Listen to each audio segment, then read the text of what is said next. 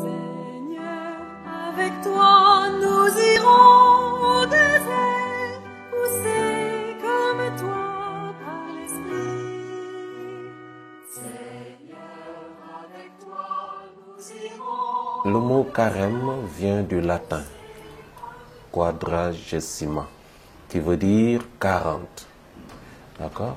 Alors, le carême nous rappelle les 40 ans où le peuple juif libéré de l'esclavage d'Égypte a vécu pendant 40 ans dans le désert.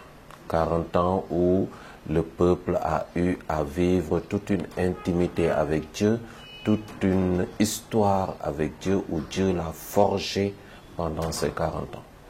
Ça nous rappelle aussi la vie de Jésus. Avant de commencer son ministère, pendant 40 jours, il s'est retiré dans le désert afin de vivre une intimité avec son Père, avec Dieu, afin d'être prêt pour la mission. Le jeûne, c'est pour un peu mortifier le corps.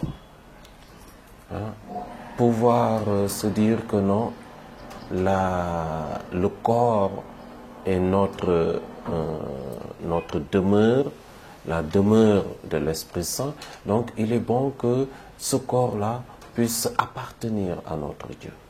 Donc, le fait de pouvoir jeûner nous permet d'être aussi bien en communion avec les pauvres, en communion avec ceux qui n'ont pas, mais nous permet aussi de mortifier notre corps afin de pouvoir revenir un peu plus à notre Seigneur. La prière, c'est une communication, un entretien, une intimité avec le Seigneur, afin de donner au Seigneur la première place et de pouvoir beaucoup plus être en communion avec notre Dieu. Maintenant, l'aumône, c'est la charité envers l'autre. D'accord? Maintenant, ces trois éléments ne se font pas de manière rigide. D'accord? Chacun selon ce qu'il a à donner. D'accord? Si quelqu'un dit que voilà, moi j'ai des problèmes d'alimentation, je ne peux pas rester sans manger, l'Église ne force pas, mais te demande de te mortifier quelque part. D'accord? De te mortifier quelque part pour donner plus de temps à ton Seigneur. D'entrer plus en intimité avec ton Seigneur. D'accord? Si par exemple tu es un amoureux de la télévision, etc., prends de ton temps pour te retrouver dans la prière, dans l'intimité avec ton Seigneur. D'accord? L'aumône, toujours penser à l'autre qui a faim, à l'autre qui manque du nécessaire, à l'autre qui a des difficultés pour joindre les deux bouts. Dieu t'a donné gratuitement, aide aussi l'autre gratuitement. Puisqu'on retourne à notre Seigneur, tout ce qui nous éloigne du Seigneur, on doit pouvoir maintenant le laisser. D'accord? On doit être plus en intimité avec notre Dieu. Donc tout ce qui est péché, tout ce qui nous amène loin de notre Seigneur, on doit pouvoir mettre un frein. D'accord? C'est un temps où on insiste beaucoup sur la conversion, le retour à notre Seigneur, le retour à Dieu, l'intimité avec tous les vendredis de l'année. On ne doit pas manger de la viande ni boire du vin. Ça, c'est une pratique que l'Église a instaurée. D'accord? Donc, tous les vendredis de l'année, parce que le vendredi est le jour pour nous de la pénitence, d'accord? De la mortification. Donc, on demande que pendant tous les vendredis de l'année, qu'on ne puisse pas boire du vin et qu'on ne puisse pas manger de la viande. Mais ce n'est pas tellement rigide. Si un vendredi, je me trouve quelque part où il y a de la viande, je ne vais pas dire non, moi je ne vais pas manger la viande parce que c'est... Non, je mange tout en sachant que non, cet esprit de mortification, cet esprit de pénitence, je dois pouvoir le développer, c'est tout. Puisqu'on parle du prochain, donc affermir cette communauté paroissiale.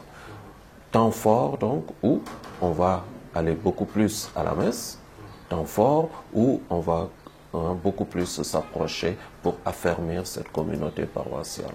Alors, dans l'ancien temps, celui qui faisait le péché, on lui demandait une certaine pénitence, une certaine réparation. Pendant un temps, il devait se couvrir de sacs et rouler dans la boue. D'accord? Mais maintenant, cela, pour rappeler cette pénitence-là, pendant le carême, on prend la cendre maintenant pour nous rappeler que, ah, voilà, tu vas rentrer dans un temps fort, reviens à ton Seigneur, mortifie-toi, entre en pénitence. D'accord? Voilà pourquoi on fait la célébration de la cendre. Quand on te donne les cendres, on te dit, rappelle-toi que tu es poussière et que tu retourneras à la poussière. D'accord?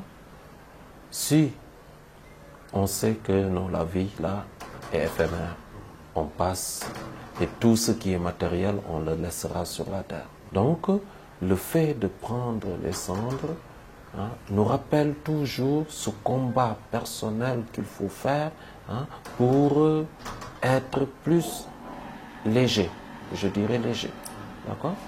Léger dans le sens où, non, tu dois pouvoir ne pas t'alourdir de choses matérielles et être plus en intimité avec Dieu, être plus en communion avec Dieu, d'accord? Quand les biens matériels augmentent, on risque d'oublier Dieu. Voilà pourquoi notre Seigneur nous dit, il est plus facile à un chameau d'entrer dans le trou d'une aiguille qu'à un riche d'entrer dans le paradis. En chaque carême, le pape adresse un message aux chrétiens. Et très souvent, on fait tout le carême sans prendre connaissance du message du pape. Chaque carême, les évêques de notre pays se réunissent pour donner des directives, pour bien vivre ce carême. Et très souvent, on vit tout le carême sans connaître les directives de nos évêques. Donc d'abord, avant de commencer, il faudrait pouvoir lire le message du pape, savoir sur quel point je vais plus travailler cette année, lire les directives des évêques, c'est ce qu'on appelle le mandement de carême, lire, en prendre connaissance pour savoir avec toute la communauté quel est le point qu'on va plus travailler cette année. D'accord? Voilà. Par exemple, pour le pape, une année, c'était les réfugiés. Une autre année, c'était ceux qui n'avaient pas les sacrements, ceux qui ne vivaient pas en communion avec l'Église. Donc c'est tout cela. Chaque année, le pape donne un thème central sur lequel il faudrait travailler. Donc il faut prendre connaissance. Nos chrétiens doivent prendre connaissance de ce thème pour vivre ensemble en communauté ce carême-là.